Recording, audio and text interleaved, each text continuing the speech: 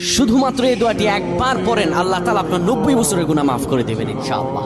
আপনার 90 বছরের গুনাহ মাফ হয়ে যাবে শুধুমাত্র এই দোয়াটি যদি একবার পড়তে পারেন। আপনার ভাগ্য খুলে যাবে, রিজিকে বরকত আসবে, মনের নেক আশা পূরণ হবে, আল্লাহ আপনার সব দোয়া কবুল করে দিবেন। সুবহানাল্লাহি ওয়া বিহামদি।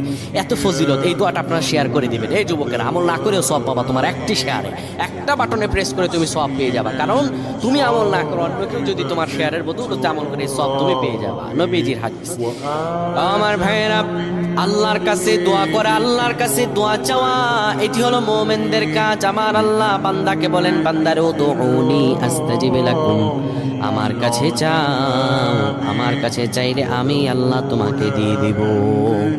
কেউ যদি একবারে দোয়াটি পড়তে পারে, দোয়াটি হলো রব্বি ইন্নী যালামতু নাফসি ফাগফিরলি। কেউ যদি এই দোয়াটা একবার পড়তে পারে, আমার আল্লাহ তাআলা তার 90 বছরের গুনাহগুলো মাফ করবেন। কবিরা গুনাহ নয়, সেটি হলো সগীরা গুনাহ।